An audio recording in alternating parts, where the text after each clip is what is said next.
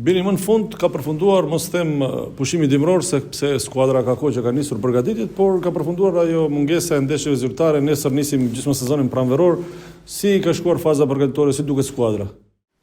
Po, faza përgatitore mbaroi, ishte një fazë shumë e mirë, mbi të gjitha nuk kishte dëmtime dhe kjo është më e rëndësishme. Dhe tani po e presim fillimin e kampionatit, që është një ndeshje shumë e rëndësishme për ne. Struga, një nga dy rivalet tjerë për titullin kampion, një derbi në start në Tetov, është mënyra më e bukur, më e mirë për ta nisur?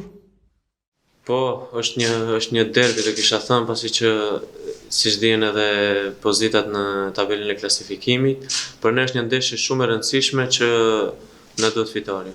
Është analizuar sigurisht skuadra e Strugës nga ndeshjet kontrolluese, sepse nuk është se kemi ndeshje paraprakës zyrtare, vim pas pauzës. Është e gatshme skuadra të marrë atë që dëshiron? Është e gatshme, analizat e kemi analizuar ekipin kundërshtar dhe nëse shfaqemi në fushë kështu si jemi marrë vesh, besoj që në fund doja dalim me fitore. Tani ju jeni profesionist dhe ndoshta kjo pyetje nuk takon, por në opinion gjithkohon një situatë e pazakontë për herë parë në histori, jo vetëm për Shkëndijën, por edhe për një klub nga Maqedonia, do jeni në play-off të UEFA Conference League dhe përballet me Samsunspor. Sa arrin skuadra të heqë anësh këtë përballje shumë të rëndësishme europiane, përballje luksi, duke ditur që kemi dy ndeshje kampionale me Strugën nesër dhe të shtunën me Tikvesh. Është e vërtetë, është diçka e re për klubin që kemi neshje, neshje në Europë në shkurt, nuk ka ndodhur kur më parë. Mirëpo fokusi jonë është vetëm nesër.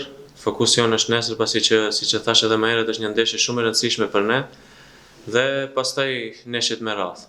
Publiku gjithmonë i premtoi maksimumin, që do japim gjithë maksimumin dhe në fund shpresoj që t'i gëzojmë me 3 pikë.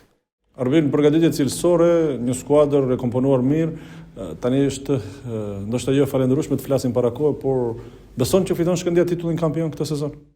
Unë besoj te grupi, te ekipi, pavarësisht se jemi me pikë mangët, pasi që siç e dim gjithë kemi lënë ca pikë në fazën e parë që ndoshta nuk u dash ti lëm, mirë po ajo është e shkuarës dhe tani do të shohim para dhe shpresoj që ato pikë t'i rikuperojmë dhe në fund të dalim kampion.